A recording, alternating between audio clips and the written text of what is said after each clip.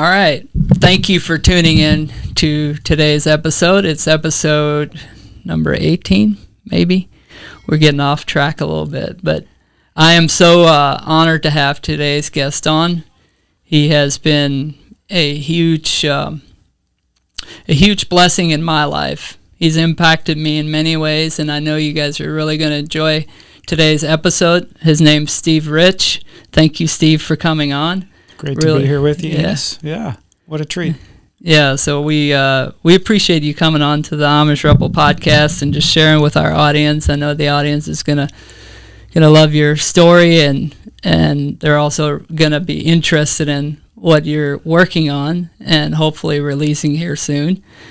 I don't know where. I'd love to get an update on where you guys are at with that as well. But sure. If you don't care, or if you don't mind, starting from as young as you like, and just tell me a little bit about who you were as a kid and growing up, and what your family life was like, because I think it's a part of you that I don't have a lot of context to, and we've known each other for going on 5 years now, and really just been honored to be around you and been able to be taught by you. And I just also want to thank you for taking the time to speak into my life and everything that you've done for me. So, oh man, it's an honor. It's an honor to know you, and I get a greater blessing out of it than you do. I can tell you that for sure. So, background, what's the old line from the comedian? I was born in a hospital because I wanted to be near my mother, you know.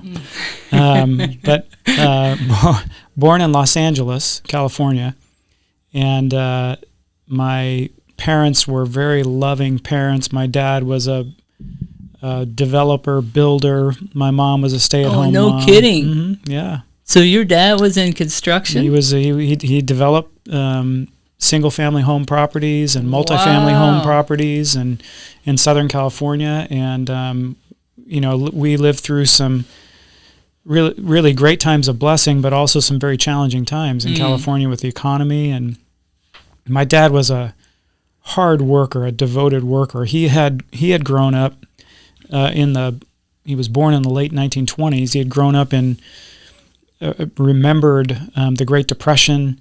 Yeah, and had grown up really in very meager situation as a child, and he became really, I think, driven to find a way to not have his family live in poverty. He was a star athlete in college, was a basketball player and baseball player at University of Southern California, All-American. Okay. Got drafted to play in the NBA and ended up signing a baseball contract with the Chicago White Sox. Wow. And played minor league baseball with the White Sox early on, and then got drafted in the military. And so his athletic career ended. He was in the military for a short period of time, and then came out, and he and my mom started making their family. And I have an older brother that was born and before me, and we were in a home that had a lot of love. We were loved well by my mom and dad, but at the same time, my dad was a functional alcoholic, and so we lived, with that growing up, where I think because of some hurt in his background as a child, my dad and the kind of the drive to success. I think alcohol became a way to kind of self-medicate some of the hurt. And, when he wasn't drinking, he was an amazing father. And when he was drinking, which was frequently, sometimes we just didn't have communication with him because he wasn't really able to carry on coherent conversation and all that. So there were some challenges with that growing up, of course, and some turbulence in our household, but and I think certainly that had an impact on me when I was growing up, because I saw that as a model, if you will. Like this is what dads are like, right? I didn't know anything else. This is what dads are like, and they're driven to succeed. They work almost all the time. Yeah. And when they're not working, they might be drinking a lot. And that set me on kind of the wrong path when I was a teenager and in high school. It really set me on a path to kind of try and find both of those, that success was going to come through work, and success had to be a driving force, and that alcohol was probably a normal pathway for people to go to find something. I didn't know what, but to find something. And so by the time I got to college, I was, a pretty heavy drinker, and was probably trying to self-medicate, when I look back at it myself too, So did your dad show, like, at what age do you think you realized that maybe this is not normal, or you got around other dads of your friends, or you kind of just noticed something was off? Yeah, what's interesting is kind of the circle that we were raised in, that the families that were around my folks and were their friends, all of those men drank, and drank heavily. It's pretty common. And at times, they would joke about it, like, you passed out in the bushes last night and didn't actually get in the house until the morning. Yeah. And they would laugh about it. And so it was just kind of an accepted way of life. And, it's funny because back in that day, we're talking about 1960s and early 70s, that was kind of an accepted part of our culture. And even some of the television shows that have been on, like Mad Men, and some of those shows that kind of depict that era, it's just so common that men were drinking all the time. They would go have, 3 martini lunches, and all of that thing was normative in our culture. We made it normative.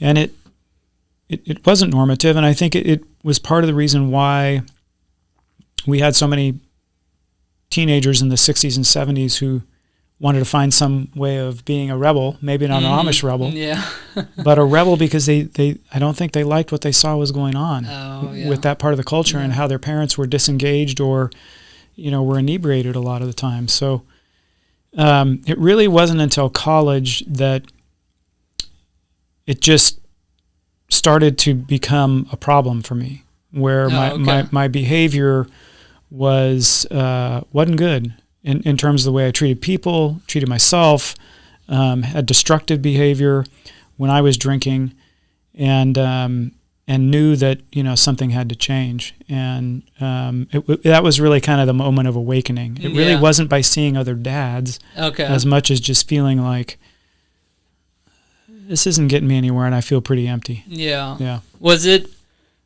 the like, how old were you when you were in college? 19, 18, 19? 18. Mm-hmm. 18? Okay. Yeah. So you being 18, I mean, that's a prime time to go party and just have a good time, right? And it was. And yeah. So what made you, I guess, at what point did you realize, like, was it you just didn't fit in with the crowd, you were getting too drunk, and you were, passing out and stuff like that? Because I kind of went through a similar experience of, like, there's a level of having fun, and then there's another level of yeah.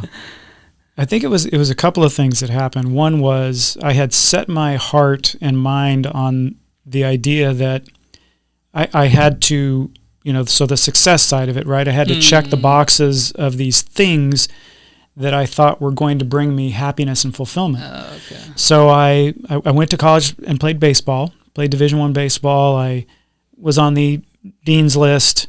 I dated the homecoming queen. I wrote for the school newspaper and hosted a radio show on NPR, public radio, and I was filling my life with all these things that I thought were going to bring fulfillment.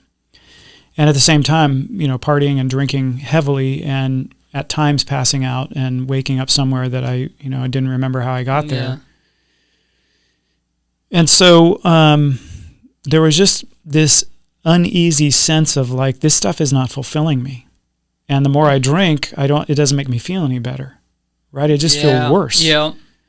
And I had a guy that I had classes with, in college, had a couple of classes with that I didn't really know, but I recognized him from classes, and he stopped me one day walking across campus, kind of at the end of the school day, and I was heading back to the fraternity house where I lived. And he said, "Hey, Steve, you may not know me, but my name's Scott, and I have a couple classes with you." And I acknowledged him, remembered, recognized him from the classes, and he said, "I've got a question for you. I kind of know who you are. You've done this and you've done that," and he kind of listed off the things that I just shared with you. And he said, "How come I never see you smile?" Wow. And it was, a really simple question. Sobering moment, huh? Yeah, really simple question, but it was like a slap in the face, because I realized all these things that I had checked the boxes off, I was unhappy. I was unfulfilled. And so I remember saying to him, "I don't know." And he proceeded to say, "Well, I just wanted you to know I've recognized that, and I'm a Christian, and I think I can help you." And that started me on this kind of journey of investigating what it meant to be a Christian, and if perhaps there might be something in all of that I could unpack that would end up bringing fulfillment and kind of to help me get out of my misery. Because even with all those accomplishments, and even though I was visible on the campus and a lot of people knew me and all that, I was really miserable. Yeah. Yeah. So that was really kind of what started me getting out of that lifestyle of partying and drinking to find some sort of sense of, I guess, medication or happiness or something. And that started the process. So that was definitely a turning point moment for you. How did that unfold then? Like, was it over a course of a few years of you doing research? Or was it? It was a course of a few months where I started asking people questions. And I think, one of the things that we have lost a lot in our culture today, and I mean, for anybody that's, in their 30s or younger that might be watching or listening, ask questions. That would be my encouragement to them, is ask questions. Don't just take what you hear from somebody or social media and think it's truth. Ask questions to find the truth. You have to ask and seek to find what truth is. And so I started on this process to seek and find truth. And I asked a bunch of people. And one of the people that I asked was a professor that I had for a couple of classes who was brilliant. And his life just reflected this sense of peace and joy that I was like, something's different about him. And I asked him about it, and he said, "Well, he said I was an alcoholic," and he said, "But in my situation of trying to get out of that, somebody told me about this person named Jesus Christ, and he said I studied it, investigated it, and became a Christ follower, became a follower of Christ, and it's changed my life." And he said, I encourage you to investigate the same. And so I started reading the Bible. I started asking him questions, asking other people questions, and eventually came to the place where in my heart and in my soul, I knew what the truth was. And for me, it was irrefutable. Yeah. So it was searching. So once that guy approached you in the hallway, right?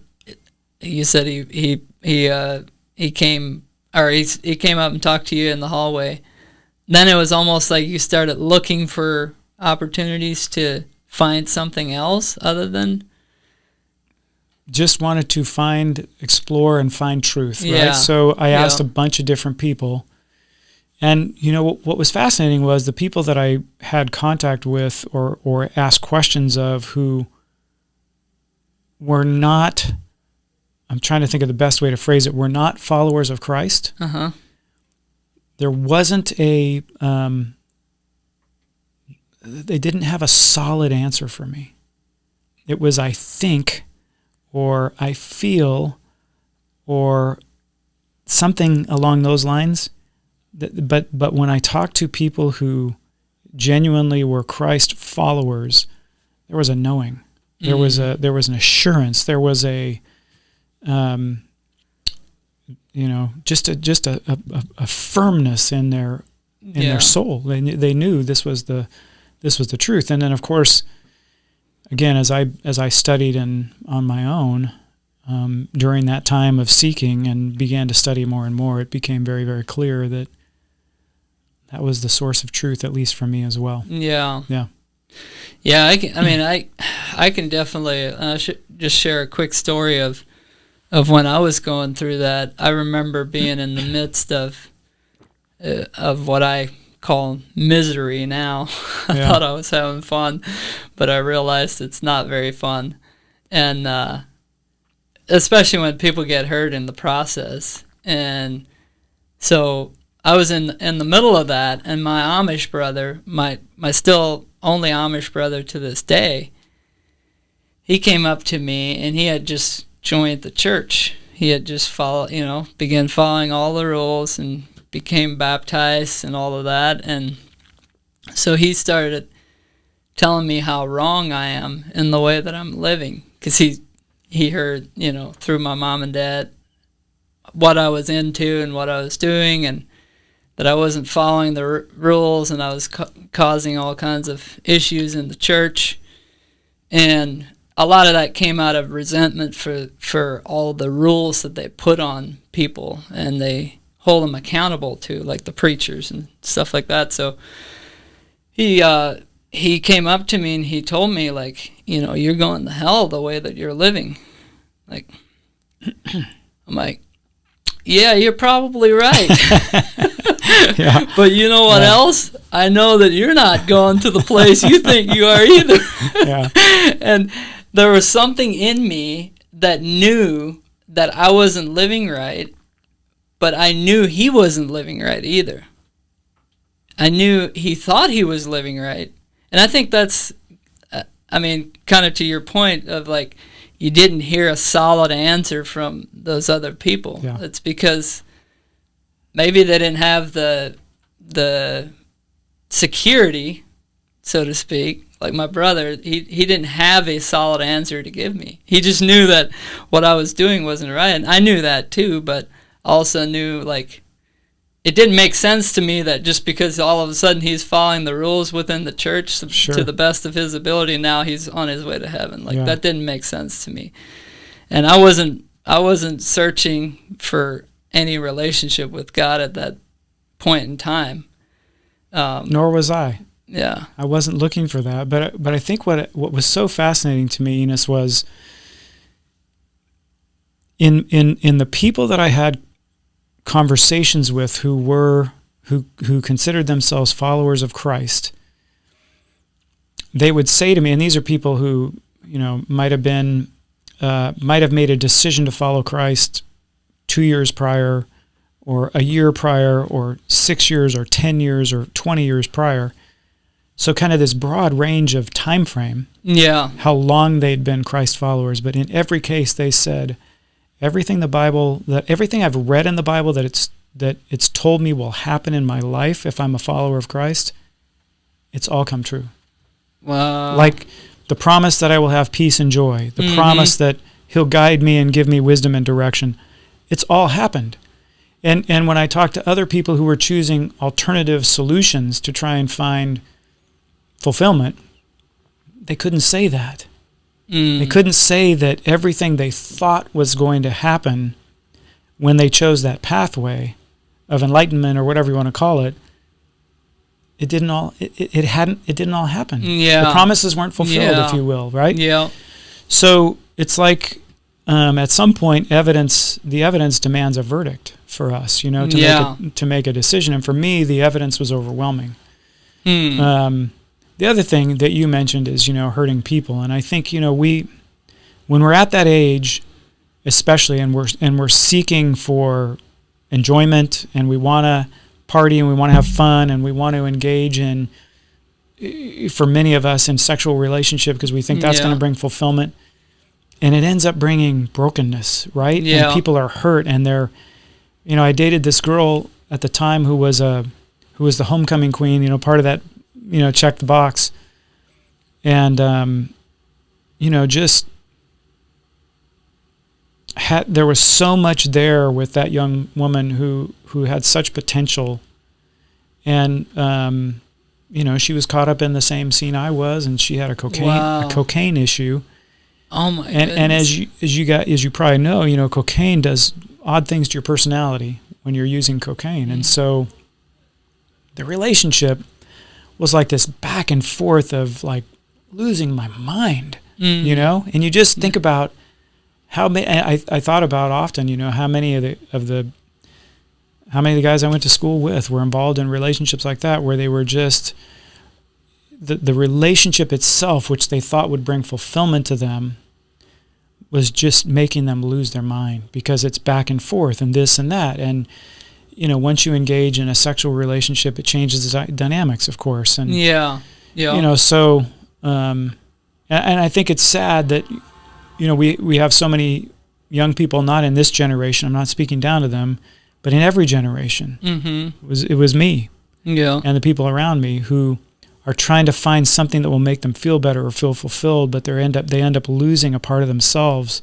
and losing a part of their soul when they don't have to, and then there's hurt and brokenness and things that need to be healed, and it can be a rough go. Yeah. We covered my niece and I we did an episode on that, just the relationship, well, amongst the Amish as well, and the sexual relationship, and how kids end up in multiple partner relationships, before they're married, and as in society that's normal, and it is definitely not something that's looked at as a negative thing, when it ends up being very negative when you finally do find that partner that you end up spending the rest of your life with. It's just not, usually doesn't turn out, I mean, sleeping around with a bunch of different women usually doesn't turn out very well in the long run, right? In multiple ways. Yeah, multiple for ways, sure. Yep.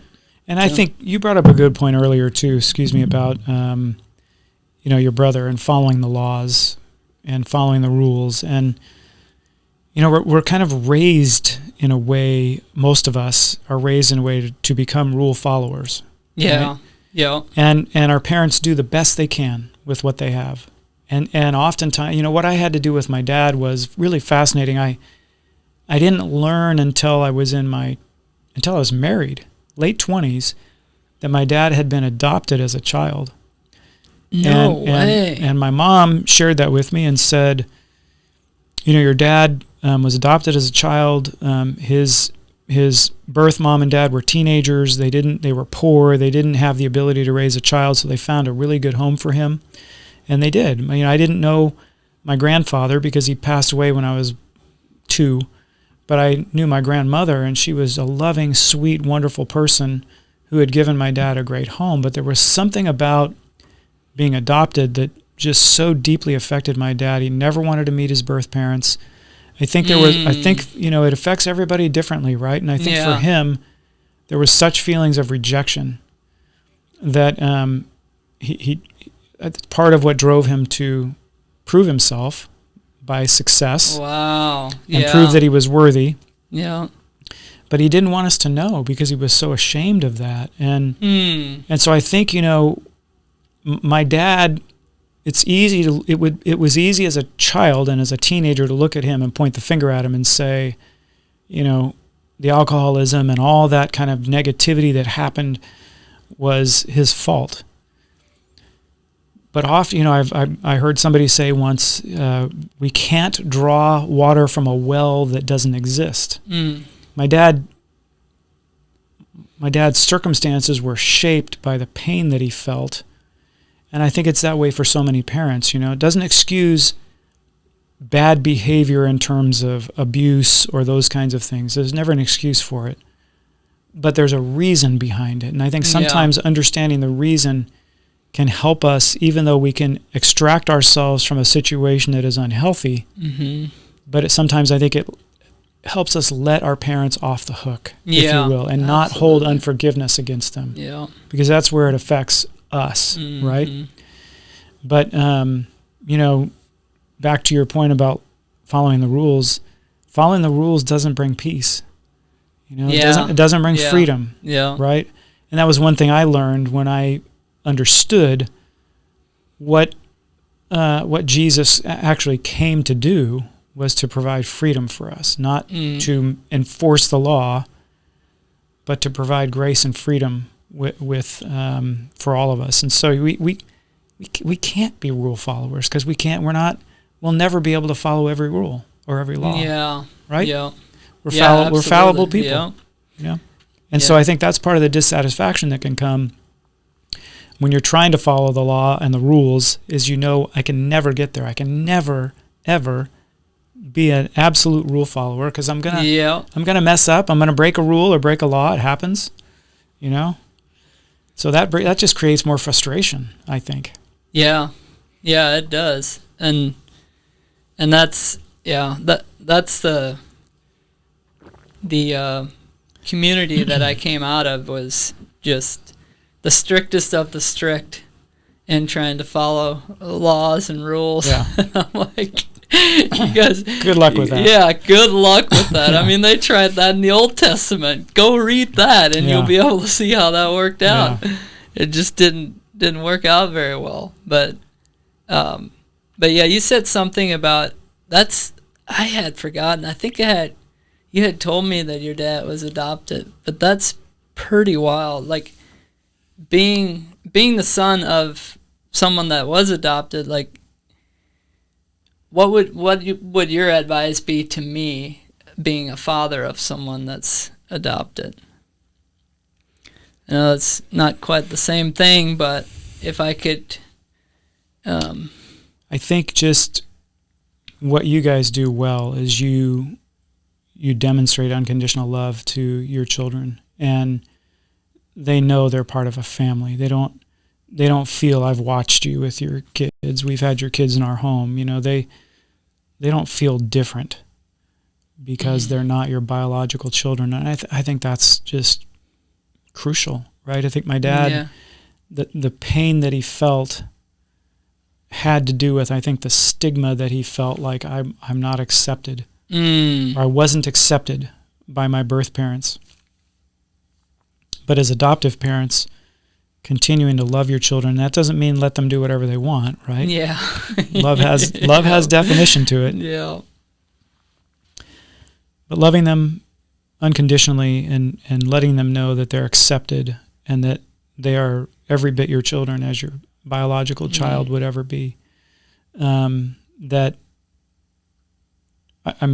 think that just helps them to know that they're accepted, right? Yeah, And it's interesting, right? Because the Bible uses that terminology for those that are followers of Christ, that we are adopted sons and daughters. Yeah.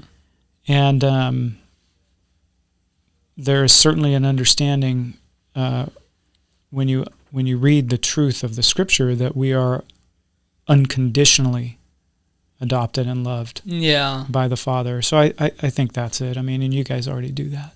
So well, thank you. Thank you for sharing that. I sometimes I wonder, like, you think about all the, you hear all the stories, and it's and sometimes it's like, man, I don't want to miss the thing that I could be doing to make sure that they are when they do grow up, once they get older, that they don't have, and they're going to have questions, no doubt. They have questions along the way, but we've just tried to keep an open book on their situation. That way, hopefully we can kind of knock those walls down as they come up. And I think too, just having open conversations and making sure they understand things, right, as best as they can at their age. And some of it they won't understand until they're a little bit later. But like, I know, it was hurtful for me when I had a high school football game or basketball game, baseball game, my dad didn't show up. And I instead of taking that and just feeling loss or hurt or offended or whatever, when I would ask my mom about it, she would say, well, you got to understand, your dad grew up in poverty. There were times where they, shared a piece of cheese all day. That was all they would eat. The family would share a piece of cheese. That's crazy. So it's kind of stuff that I couldn't relate to. Mm-hmm. But what she would say, his overarching drive is to make sure that you never have to experience that. So his way of demonstrating love is to go work really hard to make enough money that you never have to worry about living in poverty. Right? So there's, again, if we can gain understanding of why decisions are made, why you do the things you do, why you say the things you do, I think when our children are old enough to understand that, I wish my dad had just said that to me. And I just need you to know, I want to be at your game, but here's the reason I'm not, right? Yeah. But gaining that understanding helped me to, again, not be hurt by him or offended by him or feel like he didn't care about me. And if he cared about me, he would be at my game. Well, no, my mom was saying, because he cares about you, he's not at your game. I may not have agreed with that, but that's the way he thought it. Yeah. That's the way he thought he could best take care of us, Gotcha. Yeah. And that generation was, or I saw my grandpa that way. I feel like they were way more closed off too. Like they wouldn't be as transparent as a whole. Like they're just, you can't show any weakness. you can't show any vulnerability. Like, that was my experience with my grandpa. For sure. And they just. Men were raised to be, to think that being sensitive was weakness. Yeah. Or being transparent or vulnerable was weakness. So. Yeah, I think it's still confused.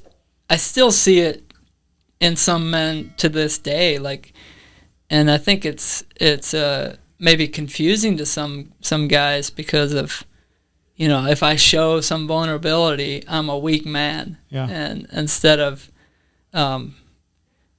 just being open, strong in your beliefs, whatever that is, but still open enough to talk about your weaknesses.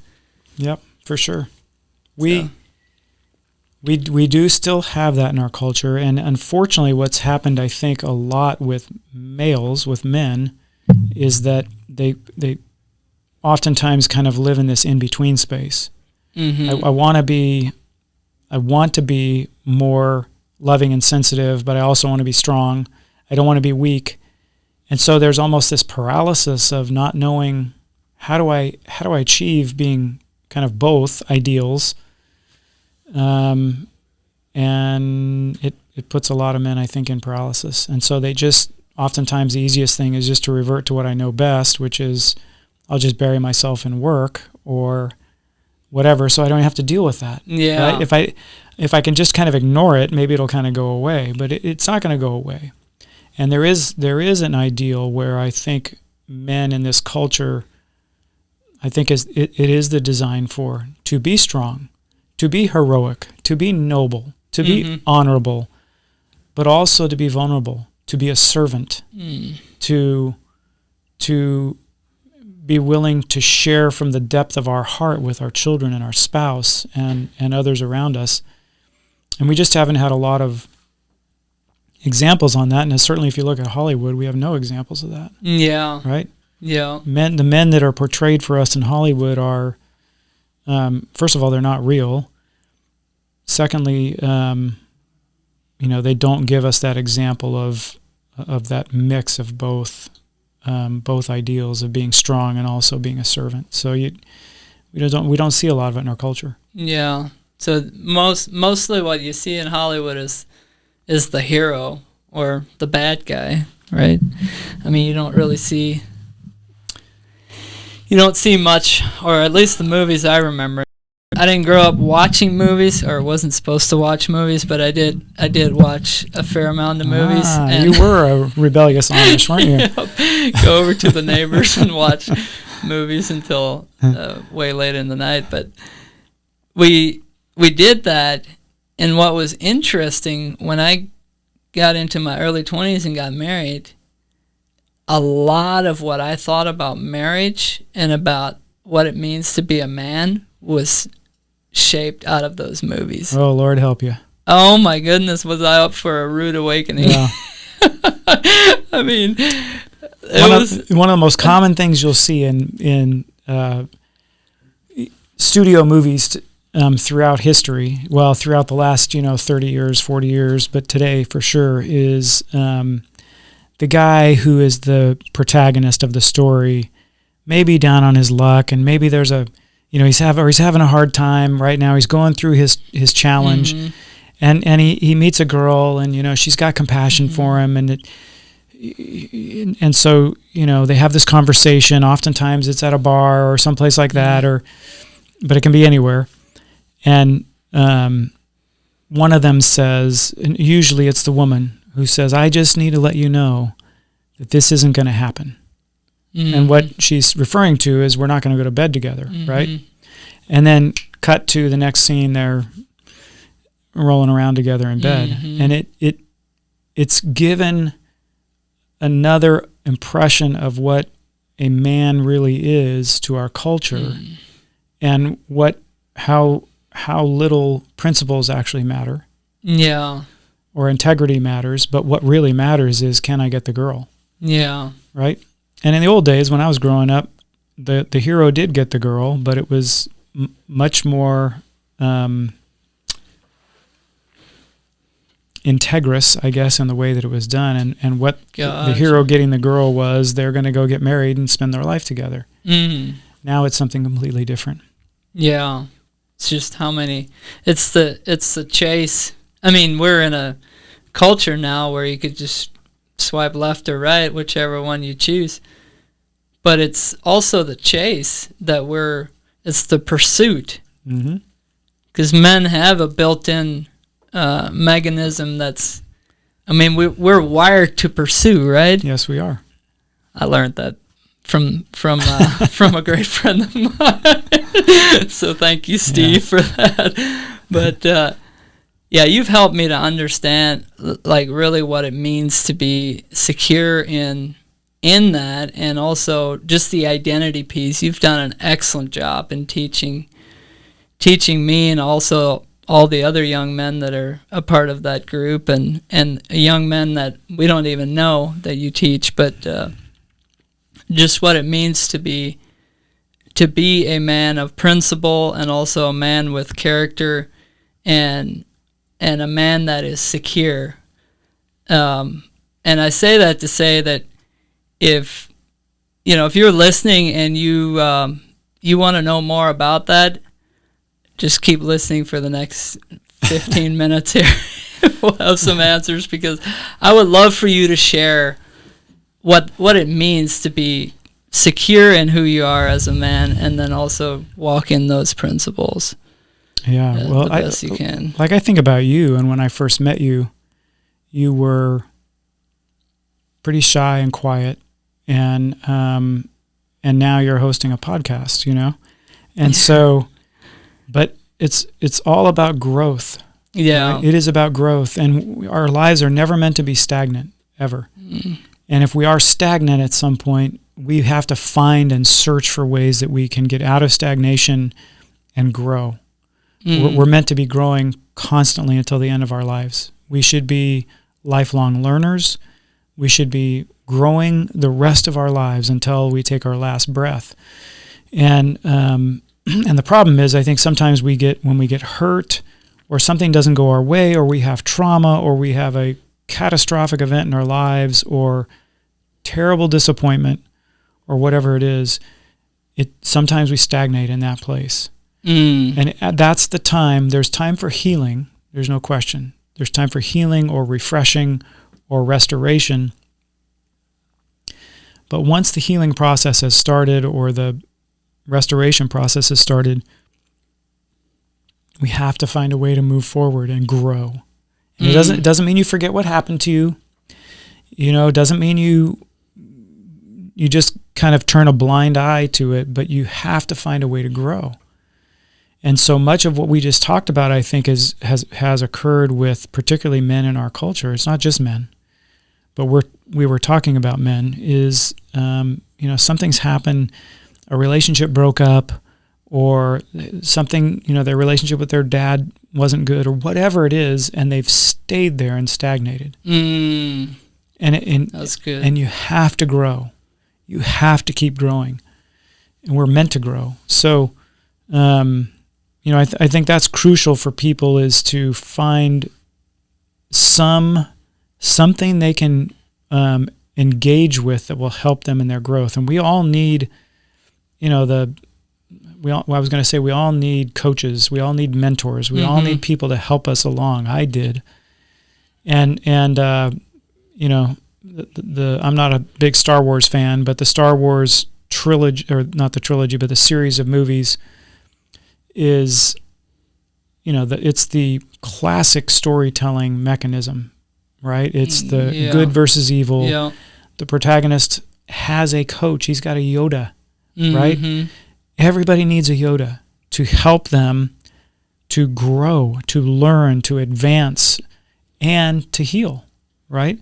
Yeah. And so if we're not in that place, and if we are stagnant, we have to search for someone, for some pathway that can lead us into the truth, to grow in truth, and find a Yoda that can help us get there. It's just crucial. Yeah, that's really good. That's really good. I would love to transition a little bit into what you're working on currently, if you don't mind sharing what you're doing with One Heart and that project. Yeah, it's a really fun project. So there's a movie that we're making called One Heart, or we have made, that's getting lined up for distribution right now. And it's a great story, true story that occurred here in Texas about 15 years ago. And it involves a high school football game between a private school here that was a strong football team here in the area, and a team from a maximum security juvenile facility. That's juvenile prison. This ought to be a good story. It's an amazing story, and I'm really grateful. We had an incredible team working on the film, and it's just turned out beautifully, and so I'm really thrilled.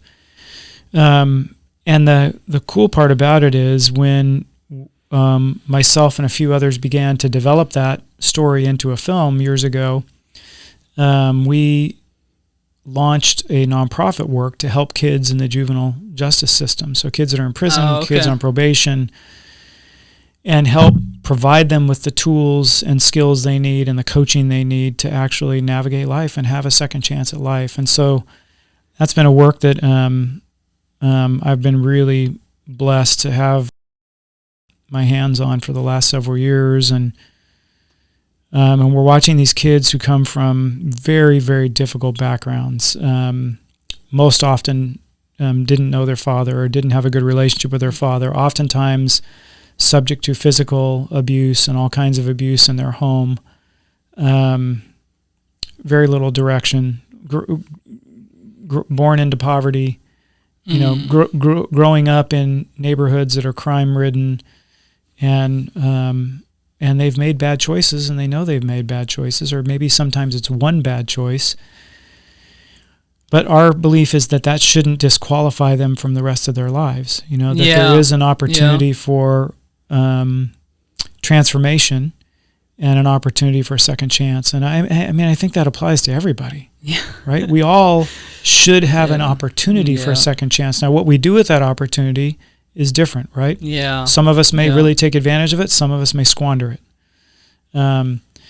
And so what's great is, the movie and this nonprofit work kind of go hand in hand. And, the movie is designed to hopefully create awareness around these kids as well. And then drive some people from the public into the solution, so they can be a part of it as volunteers and that kind of thing. Okay. Yeah. So you said the film is completed? It is completed. Wow, congratulations. Yeah. That's amazing. Yeah, I remember we're talking to distributors right now, and we'll see where it goes and when it goes. Okay. Yeah. Yeah, I remember I don't know if you remember how we met, or I do. You do remember? Yeah, I sure do. Okay. Yeah, I took some you drove a truck for me. Yeah. That was great. Yeah. Drove a truck, and I thought, what's this guy? I knew it was for film, and I didn't realize, I didn't really realize what film it was gonna be, but I just thought this is someone I really want to get to know. Who's this crazy man, and what is he doing? Plus, you were so kind, and you were so humble about everything.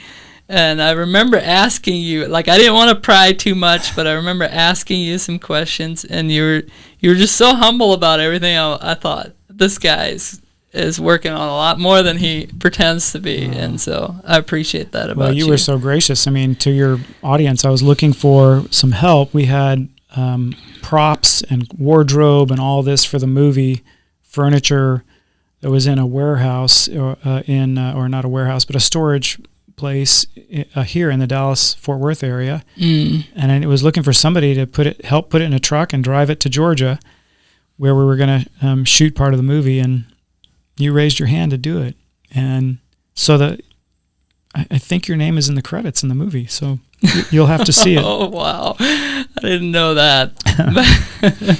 It was fun. I really enjoyed that trip, just going over to Georgia and flying back. I still love road trips, and with a family I get to do it a little bit less than I used to driving truck, but yeah. Any other announcements you want to make before we close out for today? No announcements. My wife and I are grandparents now, which gives us kind of a whole nother aspect and layer of life, and just seeing the generational aspects that way, and watching our son be a dad is just a thrill. He's a great dad, great husband, great dad, and his wife is a great mom. And our kids, I think the fruit of a life where you invest in other people, our kids all live close to us, and we thankfully they like being with their parents. I'm not sure why, but they do. And so we get to spend a lot of time with them, and our kids are all just amazing. And our kids were raised in an environment where we tried to teach them how to treat people and what's most important. And so they're all just incredible. They have already and will continue to far exceed us and go way beyond what we've done. But I think what we've all learned is that your life is designed to have the greatest fulfillment when you can give of yourself to others. So it's another thing that I would recommend to people that are out there that might be just kind of struggling with what do I do now, and where should I head? What's my direction?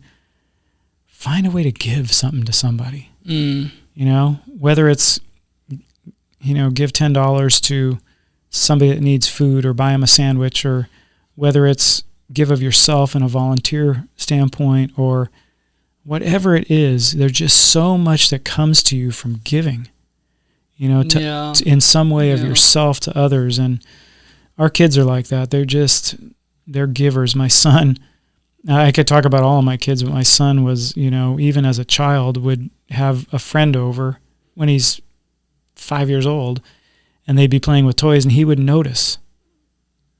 He would actually, as a young boy, he would watch and observe and notice if a friend really gravitated towards a specific toy. And then when it was time to go home, and the friend might be getting his sweater on, or his mom might be putting his jacket on, or whatever, and they're about to go out the door, Josh would grab that toy and say, "Here, you can take this with you." Wow. And so, all of our kids are like that. My oldest daughter is a physician's assistant working with really sick children who have cancer and leukemia and those kinds of diseases, and she's giving her life to try and help those kids and their families. And so another daughter is a marriage and family therapist, and she's giving her life to help kids right now that are in trouble. Wow. And to try and help them get steered in the right direction. And my youngest daughter is still a college student, but she is a giver in her own way to all those around her. She's ready to serve and give. And I just think, I'll say my wife didn't make as many mistakes as I did. I certainly made a lot of mistakes as a parent. I think, the two things we probably did right was we let our kids know for sure that they were loved unconditionally. And we knew that if they could understand that their parents love them unconditionally, then it would give them a greater ability to understand the unconditional love of God for them, and how God is not somebody that wants them to follow rules like we talked about at the beginning. Yeah. But just wants to have a relationship with them and loves them. And then the other thing we did was, I think we instilled in them that God's design for your life is for you to find ways to give your life away to others. And if you can give not all of it, right? But if you can give part of your life away to others, that sense of giving and serving provides such deep, deep fulfillment. So that kind of takes us full circle in the conversation about, me seeking fulfillment as a young person. Yeah. And man, I'm telling you, I could not be more fulfilled than I am now. There's just no way. I'm so grateful for the fulfillment that I have in my life because we've had the ability to, or the opportunity to give. And when I say give, I don't just mean money. We've given our lives to other people, you know, and you invest that, it always comes back to you way beyond what you've given, So that's my rambling subtext for the end of our conversation. But I think for anybody that's just seeking, like, what do I do next, and how do I get out of the place that I'm in? Find a way to give. Yeah. Find a way to grow, and find a way to give. That's so good, and I can definitely piggyback off of that. You've inspired me on the giving side, because growing up, we didn't really, we were in survival mode. Sure. My parents were, and so it's kind of what I saw growing up, and so sometimes it's been challenging for me to recognize the giving side, and even recognize that needs to be a part of it.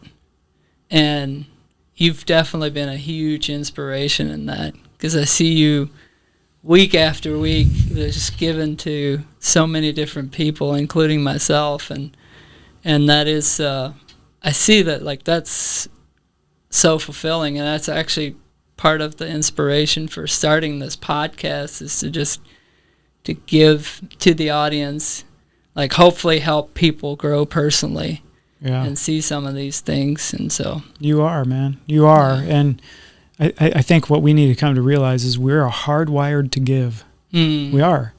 The Bible tells us that God so loved the world that he gave, right? And for him, it was giving his son for us. But because he loved, he gave.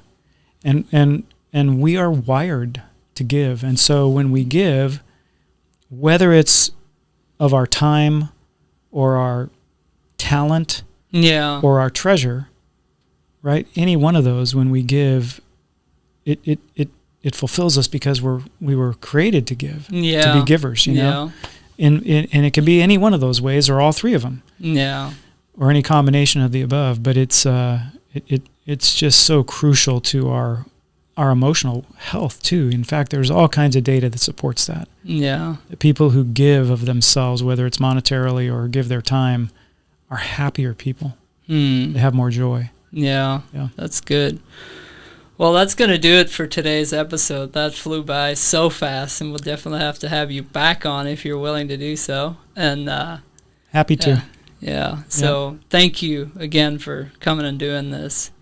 I know it's going to bless a lot of people. And thank you for watching the Amish Rebel. Please don't forget to like and subscribe, and also comment. Leave any comments, questions that you guys have, and we'll do our best to answer them, and maybe share some of the funny ones with Steve so he can respond as well.